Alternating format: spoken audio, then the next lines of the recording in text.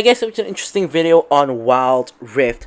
So they're back with a Tristana complete guide as promised. So this one, pretty highly anticipated. I've been spamming Tristana in ranked and trying out all her builds and just trying to get better at her in general. But you know, I'm still not the best Tristana. You guys will see later on in the gameplay. I do screw up here once or twice, especially with the bomb placement and all. But yeah, so Tristana definitely isn't really a meta ADC at the moment. She'll be probably in the bottom 3 or 4 ADCs, like literally out of all of them. But as you guys know, if you guys watched the Tristana commentary guide I recently posted, I got destroyed by a Tristana in a particular game, which inspired me to go and try out Tristana for myself. And I met the same Tristana in the next game, and we were still getting harassed and like almost dying in lane, but we survived and in the end we crushed them on the second game. But yeah, so Tristana, basically, I think I underrated her a bit, and I think she is, in general, a little bit underrated. I don't think she's a very good AD carry, but I don't think she's as bad as everybody thinks she is either. So, as you guys can see, this is a completely new, complete guide. This isn't an updated one, so for the first time in a long time, we're going to actually jump into the practice tool, talk about the skills and leveling order.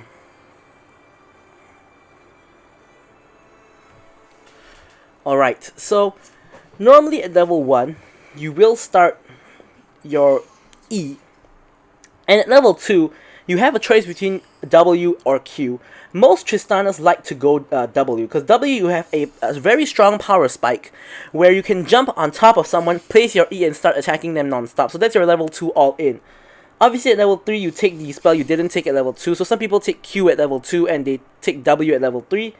Then you will max your E first, and then of course take your ult when available. I pressed the wrong one there. But you max your E, take your ult when available, and then you max your Q. And you max W last. Missed the ult there. But yeah, so we're now gonna talk about her skills and her passive, I guess you could say. So to do that, I first have to reset level. So basically, her passive is incredibly simple. Every time you level up, you gain 10 range. So let's take this wall.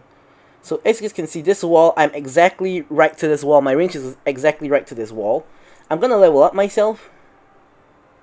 Oh, I'm leveling up the enemy. So I'm gonna level up myself like twice, let's say, and my range is kind of still at this wall, but yeah, so let's level up a little bit more. And yeah, so we have a little bit more range than the wall now. Like 10 range per level isn't exactly a ton. But yeah, so at max level, our range is like that. It's quite a bit extra.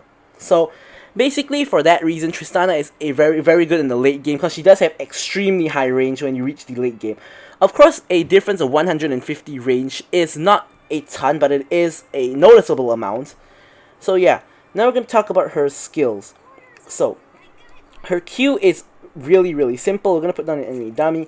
Basically, she gets an attack speed boost. As you can see, I'm attacking normally here. I press my Q, and I'll attack faster, basically. Something like that. Quite a lot faster, actually. And it lasts for, I think, 7 seconds.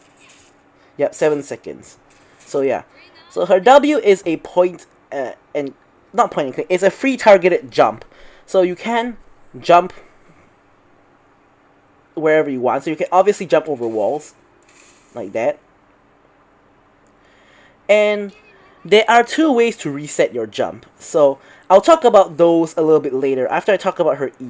So with her E, you can put a bomb on a enemy, a monster, or even a tower. So when you put the bomb on, it takes a few seconds to explode, but every time you attack it, it's going to do 30% more damage. So there I only got 2 stacks of my bomb, but you can get up to 4 stacks. So here I'm going to show you guys what I'm talking about. Normally using in conjunction with your Q. So you put it on, press Q, 1, 2, 3, 4, and explode it. So that's kind of what it's all about. Alright, so now I'm going to show you guys how to reset the W. Alright, so first we're going to bring out the bot again. So here, I'm going to W in. As you can see, 13-second cooldown. The moment I explode my bomb, I get the reset on my W. The other way you can get a reset on your W is to get a kill. So here, There is an enemy Darius over there. I'm gonna have to wait until my skills come back up so I can kill him. So here I'm gonna W in. I get hooked by him. Okay, we don't do nearly enough damage to him to kill him.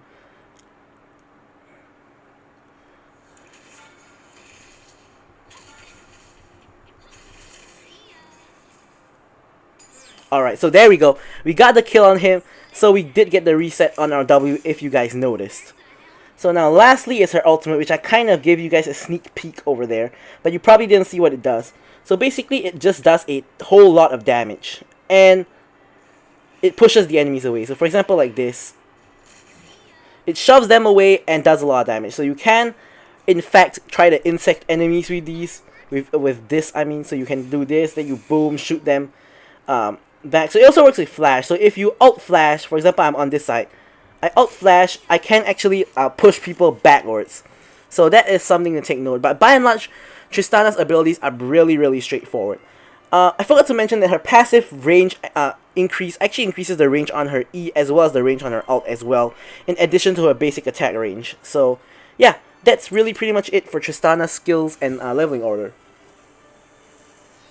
Now we can jump straight into the build, and Tristana has a lot of builds. I'll first discuss the one that I like personally, then we'll move on to the other builds. So this is my build for Tristana personally. I like to go for Infinity Edge first, completing the entire Infinity Edge, not just BF Sword. And then I like to go for the Static Shift for the damage and attack speed and crit of course. Then we go for some boots. Then a Rapid Fire Cannon. And then after that the Maul Reminder, because Serraldo's Grudge doesn't really help Tristana all that much. And the Guardian Angel for survivability. So this is my personal build. Personally, as I mentioned in my Jin video, I do not like Storm Razor, so I don't incorporate Storm Razor into my build. I like to go for Static Shift and Rapid Fire Cannon. This only gives me 75% crit, but we'll discuss how we can get 100% crit later on. So, of course we need a penetration item, because by the time you reach the late game, people would be a bit tanky and you need the penetration to, of course, break through their defenses. And I like to go for GA as my last item for the revive, of course. But if you're against a team that doesn't have any backline dive or any like assassins kind of thing that can instantly one-shot you, you can actually go for another item instead. And also you can also go for this item when your GA is down, and that item is in fact the Bloodthirster. So this will give you 100% crit and even more lifesteal from the Bloodthirster, so this is a very strong build. Now, and another variation of the build is going for the Storm Razor, of course, which I do not like. So generally you go something like this. You go for Storm Razor first, and then you go into the Rapid Fire Cannon, then the Maul Reminder, and of course you can go for GA, or you can go for a third energized item. This will give you 100% crit as well. Now there's actually a third Tristana build. This time it's with Blade of the Rune King. So some people like to go for something like a Infinity Edge Storm Razor, then like a Blade of the Rune King, or some people like to go for Blade of the Rune King even earlier, like as a second item or something like that. But I personally don't think the Blade of the Rune King is the way to go, simply because it doesn't actually give you any crit, and because it doesn't give you any crit, it doesn't really synergize with her build very well, because even going for this build, you only reach 75% crit. You won't reach 100% crit because you don't build the Solari Charge Blade, because Solari Charge Blade does not synergize very well with Tristana, since Tristana has very long cooldowns on all of her spells. So those are like the three variations of the Tristana build. Now of course you can also go for other items like Maw if there's a lot of magic damage on your team, Death's Dance if you so prefer. You can also go for something like a Phantom Dancer as your crit item instead of these two energized items, but I generally prefer the energized items because they do stack damage with their energized passive, and therefore it will give you more damage, so that is just more useful to me in general. So that's pretty much it for the build. Like, Tristana's build is also relatively straightforward. There's only two minor variations, and whether you want to go for GA or not, which personally I do go for GA majority of the matches, although there are some that I don't think I need GA, then I won't, but majority of the matches I do actually go for GA. Now, we can discuss the runes as well as the spells. So for the runes, obviously we go for Conqueror, as we have discussed numerous times. There's no better rune than Conqueror at the moment, especially for ADCs. And after that, I like to go for Hunter Vampirism, of course, for the lifesteal, because there isn't really a lot of lifesteal. There isn't actually any lifesteal in your build, except for the Gluttonous Grease, if you build it. And I did forget to go through the boots. Normally, I will build Gluttonous Grease for the lifesteal, because there isn't really a lot of lifesteal in my build. And obviously for the enchant, it's normally stasis or QSS. And then for the second one, we either go for Hammer Titan or Bone Plating, depending on which we need, depending on whether we need anti-CC or anti-burst. Both are good options. And for the last one, obviously we take Sweet Tooth because you get the extra health and mana sustain in lane. And for the spells, I like to go for Flash together with either Heal or Barrier, depending on if your support took Heal or not. If they did, go for Barrier. If they didn't, then go for Heal. So that is pretty much it for Tristana's items, runes, and spells. Now we can actually jump straight into the gameplay. Alright, so here we have the gameplay. Alright, so as usual, if you guys got to this part of the video, don't forget to like, comment, and subscribe. And any questions you can put in the comments below, and I will address them. So, first up, we're just going to take a look at our lane matchup, which is a Kai'Sa and a Sona. So, Sona obviously is going to be really weak at the early game, and Kai'Sa is sort of alright. Tristana has a strong-ish early game, especially her level 2 all-in. And she's sort of like Caitlyn, where she has a very strong early game and a very strong late game, but her mid game is pretty weak. You have a big mid game power trough unless you are decently ahead, such that your item difference between you and your opponent can sort of ignore the weak mid game that you have.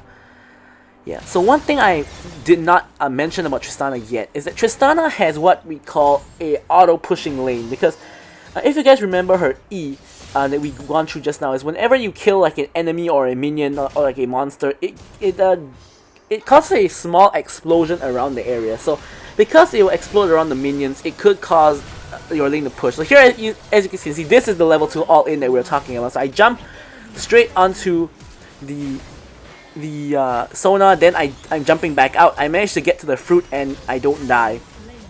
So really nice there. Wukong comes in, but obviously that's just his clone, so we don't actually get the kill on the Wukong. But we're pretty close. So here Kai'Sa just goes for me and I die. This is really unfortunate here because I am a Kai'Sa player myself, so I do know that if she can hit me with everything and proc her passive, she will get the kill, but I did get hit by everything and I die, so a little bit disappointing there. But yeah, so at least we got to see the Tristana level 2 all-in in this gameplay, which we didn't manage to see in the previous gameplay because it was like a Fiesta at level 1, so we didn't manage to see the level 2 all-in. Here we can see the level 2 all-in from Tristana and why it's so good. I didn't actually manage to kill the Sona, but Nami managed to auto-attack her one last time for the actual kill. So here, as you guys can see what I was alluding to earlier, when you kill the minions, it will explode and deal damage to the other minions around. So you can make controlling the wave a little bit more difficult, because it will cause your wave to always push, which is a little bit annoying, but you just have to take that into account when you're clearing wave and all. So yeah.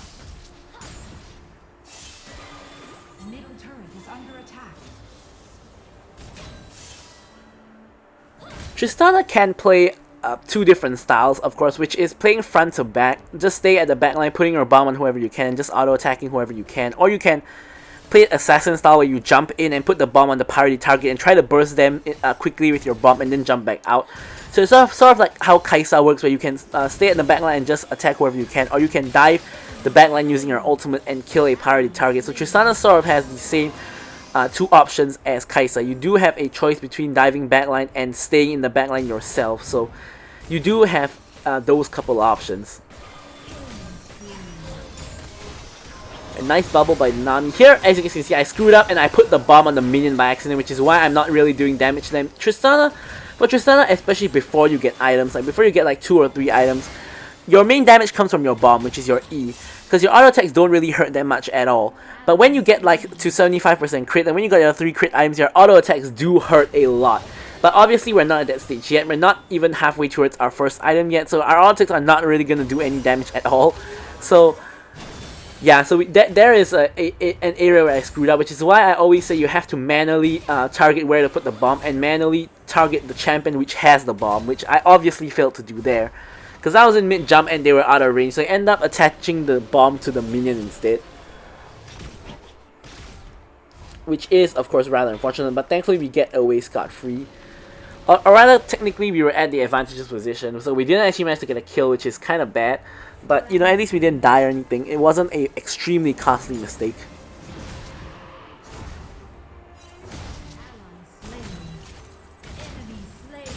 Right, so obviously now we're not at 4 minutes where Dragon and Herald have spawned, so we're kind of just waiting to see where the fight will happen. You can also use the bomb on the wave to clear it faster, especially if you're pushing, or shoving I should say. Like here I'm just trying to shove as fast as possible because I can see Kaisa in the mid lane, Sona in the mid lane, and they won't be able to take the farm. So I'm just shoving the wave into the tower so that they lose minions. My team all kind of just all dies in the mid lane, so that's kind of not really good. I managed to back for an Infinity Edge before any fight really breaks out that I'm involved in, at least. So here Wukong can be spotted on the dragon. Riven and Nami are kind of in position, so I'm just sort of seeing what I can do to help out the team. Here I decide to go for the Twisted Fate on the side. Twisted Fate flashes into the pit, but that pretty much just makes it worse for him because he's now trapped in the pit, and I managed to get the kill onto the Twisted Fate. Nami kills the Sona, and I kill the Wukong, so it's a free dragon for us. I jump over to the Kaisa. The slow does actually do quite a bit, and here I managed to nearly fully charge the bomb, but it's enough to kill whatever it is, so I have gotten the triple kill at the dragon fight, so that is amazing for Tristana Snowball. And aside from that, we're also going to be able to get this tower, because the 4 members of the enemy team are dead and they won't make it back in time, and there you can see how I can put the E onto the tower to clear the tower a lot faster. So here I pick up the first tower, and we can back, and we got like a triple kill and a first tower, so we probably can get, you know, quite a significant amount of items. Actually, not really. We only got a Zeal and boots, which is not bad considering we just backed right before the dragon fight, so that's all good. So now that we've actually gotten the first tower at top lane, we're going to rotate for the Rift Herald because our wave is actually pushed up. At least as of when I was walking out of the base here, Sona and Kaisa are just hard shoving the wave in top, because obviously they probably know we're at the Rift Herald. So anyways, there is Malphite tries to, you know, disturb us at the Rift Herald, but nothing too much is happening with regards to that. Twisted Fate ults, and you can see us at the Rift Herald. So here we do get the Rift Herald, and in the meantime it is traded for the tower at top. Twisted Fate just randomly TPs, or the ults I should say, into the mid lane bush right next to me and the Riven, so donates a free kill to us. Rift Herald is dropped in the mid lane to try to secure the mid lane tier 1. Wukong is of course trying to defend it. Here I'm trying my best to ignore the Wukong and just trying to focus the tower, which I do. Now after the tower is down, I can start to try to see if I can damage the Wukong, which I can't really. In the meantime, Kaisa and Sona are still pushing the top lane, which is quite strange, I would say, because normally you wouldn't push 2 towers in a row, because normally the enemy team will rotate to stop you, but in this case we were actually busy trying to shove mid, so they do actually manage to get the tower. So now it's kind of the question of whether getting 2 towers in the same lane or 2 towers in different lane is better. Personally, I like taking all the tier 1 towers first, because it opens up the map a lot more for your team. But at the same time, if you get the second tier tower, it's worth a lot more gold, so you do get a lot more gold from taking on the second tier tower. So sort of like a trade-off between getting more gold and getting more map presence, I guess you could say. Like, you know, so here my whole team goes and collapses onto the 2 of them. I go in as well, and we kill the Kaisa yet again. Kaisa also has Ignite this game, which is pretty interesting because she's obviously playing super duper aggressive.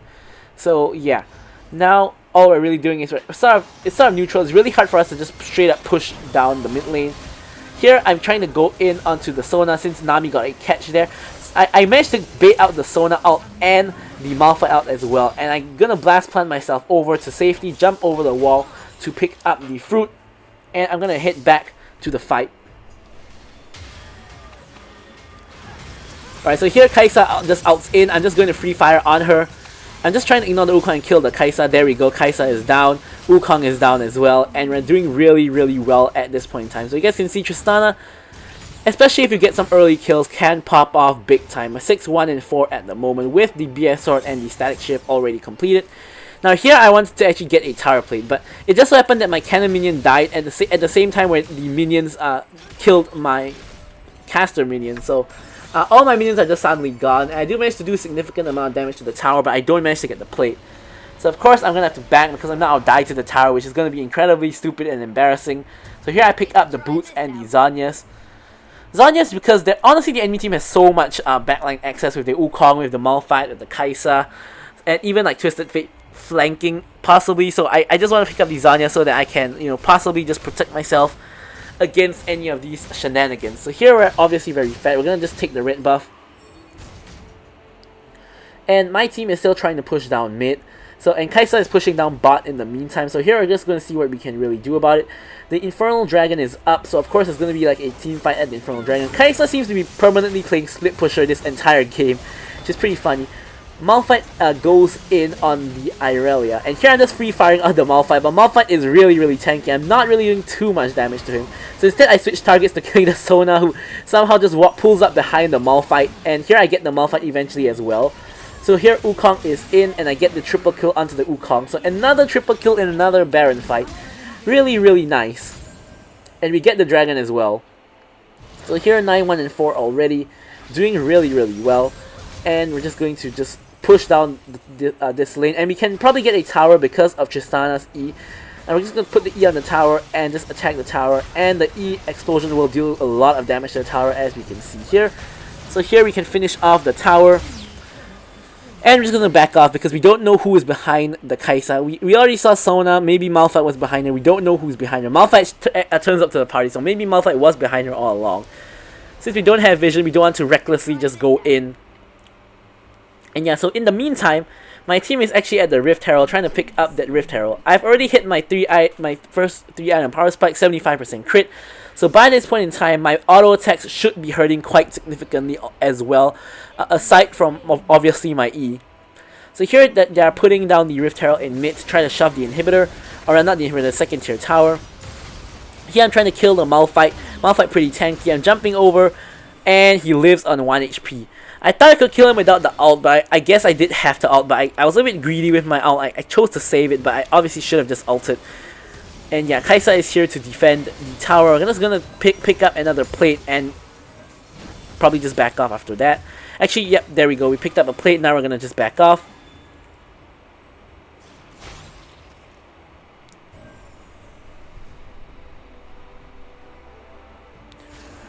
And here, we don't really need to back because we just picked up the rapid fire cannon. So we're instead just going to try to clear the bot lane.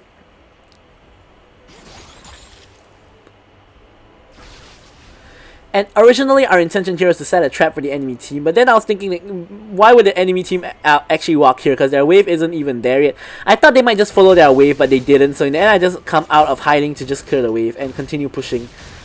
Because they didn't actually follow their wave out to push it even more, so it kind of worked out that way.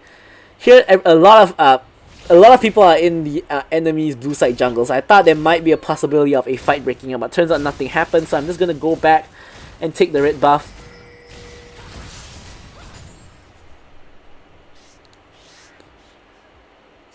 Right here, obviously there is a fight in mid lane between my team and the enemy team. Sona goes down, Malphite goes down, and the enemy team has surrendered. So there we have it, the victory with the Tristana. Only 1 death to the Kaisa at the early levels. Pretty unfortunate that one, but yeah, we did pretty well on Tristana, if I do say so myself. So with that out of the way, thank you guys for watching the video, and I'll leave you guys with the stats as usual, and goodbye.